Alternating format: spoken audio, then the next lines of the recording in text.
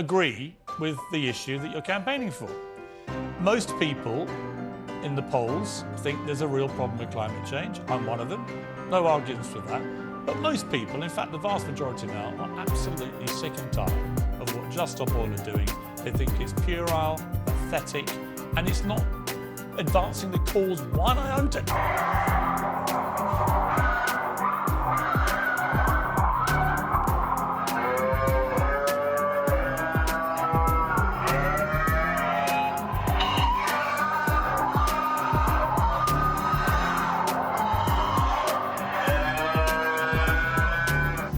Just a fantastic soundtrack there, Molly. If my kids were there, they would have loved that, you know. I didn't hear a kitten, though. We heard just about every other animal. I mean, can't these people just live and let live?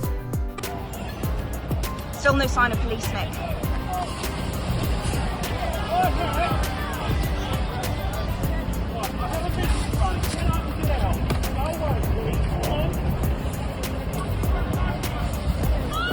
I've lost my job interview because of these lot, yeah. What was your job interview for? For a skip driver. Oh, I'm so sorry. HGV driver, so I'm HGV. Just shortage of HGVs. Look at this lot. None of them work.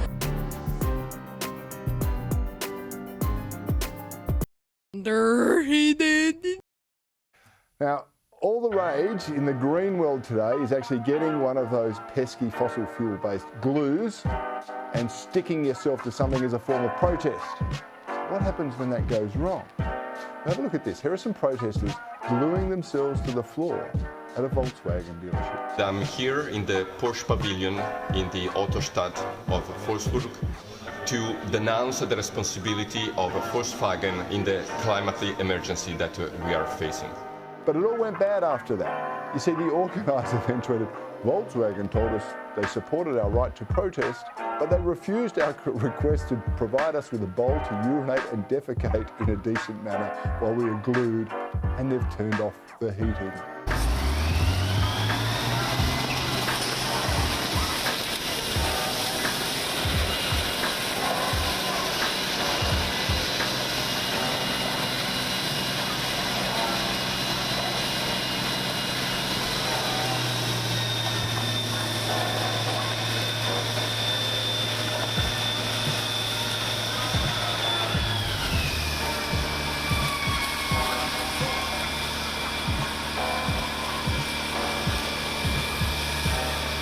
This bloke, his decision to use a mixture of special sand and super glue to attach his hand to the road. Now, James, these people are complete idiots, we already know this, but police were then forced to dig up the tarmac around his hand as they were unable to unglue it.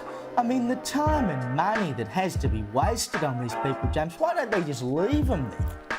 Look, I agree with you that they should not have jackhammered up the concrete and sent him on his merry way, albeit with half the road still attached to his hand. They should have put some bollards around him and left him there in peak hour traffic and allowed him to protest to his heart's content. This is a genocide. This is a war on the young. We are part of Just Stop Oil. We're asking the government to stop licensing fossil fuels, which are a death sentence to us all. So, 2 Just Stop Oil protesters were arrested for disrupting the Gallagher Premiership rugby final at Twickenham yesterday. By now, I'm sure you've seen the pictures of the scene. There you go. 37-year-old Dr. Patrick Hart from Bristol and 40-year-old Sam Johnson from Essex ran onto the pitch midway through the first half of the match before throwing orange paint powder onto the field all over the place. Look at them there having a whale of a time. Play was suspended as the men were escorted from the stadium by stewards. I believe also a rugby player also got involved. There he is, taking him across the pitch, dragging him, kicking and screaming. Cut my hair by my temple. Right. Because my face was totally glued. Right. But now I've worked most of that off. But the hair is still stuck, so with these scissors, I'm just trying to cut the hair. Do you regret the gluing? Are you yeah, it's not one of my better moves. Yes. Prominent feminist activist Naomi Wolf is the author of The Beauty Myth and has been an advisor in the past to Bill Clinton and Al Gore. and celebrated by the liberal left worldwide. She's got a new book out. It's called Outrages: Sex, Censorship and the Criminalisation of Love. And her thesis relies, at least in part, apparently, on the fact that there were people executed in the UK for what were then crimes, such as homosexuality, much later than previously thought. But publicising the book live on BBC Radio, her interviewer Matthew Sweet explained to her that she'd misinterpreted a legal term, death recorded. It was a brutal fact check, live to air. Have a listen. Mentioned of penal servitude for 10 or 15 years, and I found like several dozen executions, but that was again only looking at the Old Bailey records and the crime tables. Several originally. dozen executions. Correct. And this corrects a misapprehension that is in every website that the last man was executed for sodomy in Britain in 1835. I don't think you're right about this. One of the cases that you look at that's salient in your report is that of Thomas Silver. It says teenagers were now convicted more often. Indeed, that year, which is 1859, 14-year-old Thomas Silver was actually executed for committing sodomy. The boy was indicted for an unnatural offence, guilty, death recorded. This is the first time the phrase unnatural offence entered the Old Bailey records. Thomas Silver wasn't executed.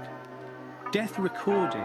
It doesn't mean that he was executed. It was a category that was created in 1823 that allowed judges to abstain from pronouncing a sentence of death. I don't think any of the executions you've identified here actually happened.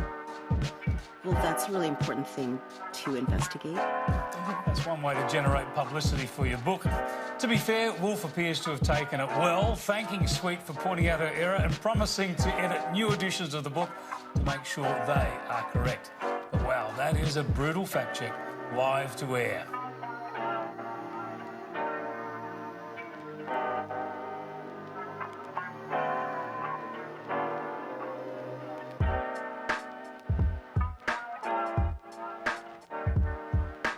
But I understand you like animals because, you know, you live in the first world and it's boring and we gotta care about shit. I get it.